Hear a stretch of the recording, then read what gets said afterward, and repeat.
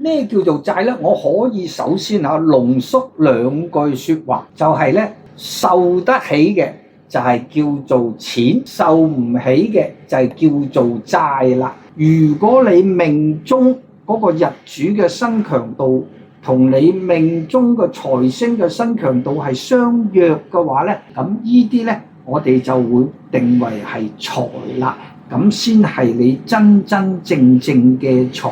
如果你命中日主嗰個身強度係弱級，咁而你命中嘅財星又被定為係強級嘅話呢，咁即係代表你命中呢就有好多債啦。如果你命中嘅日主即係叫做強級，而你命中嘅財星又係弱級，咁啊呢個係寓意啲咩呢？就係寓意你成日呢一生人呢都係有耗財，即係消耗特別大嘅，入不敷支嘅。咁啊就仲有呢，就係有好多人靠你養嘅，又或者呢呢種人呢就係成日都俾人呃，好容易俾即係啲朋友借錢唔還啊，都係屬於呢種咁嘅人。我哋可以將錢被定為一個重量，你拎得起呢個重量嘅就係你個錢，你拎唔起呢個重量而夾硬去拎嘅話呢，咁呢個就係你個債啦。一個工作係必須要三個人一齊做先能夠完成嘅，咁啊三個人一齊做，咁啊合作愉快，大家可以共享個成果啦。但係如果你係大貪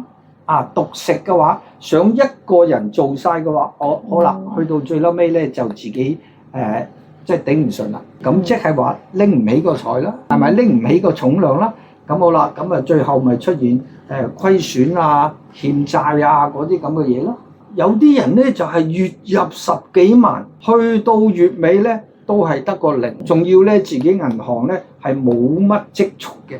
咁又有一啲人咧就月入得萬幾啫喎，但係佢去到月尾咧，自己仲可以儲到幾百蚊㗎。嗱，咁仲有一樣嘢好重要㗎嚇，你唔好以為呢個嗰個強弱度咧係永遠都一樣，有時候咧就係每年都有變化嘅，即係嗱，例如今年係咁。明年就唔係咁噶咯喎，明年有可能你自己嘅身強度變咗，又有可能咧明年咧你自己嘅財星嗰個強弱度又變咗，咁啊成日都出現咧就係話大家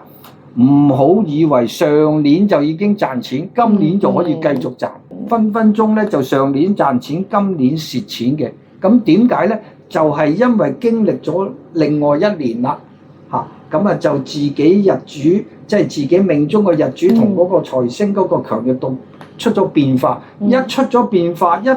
唔係一個即係我哋叫做相若嘅平衡嘅話咧，咁就係會有變化㗎啦。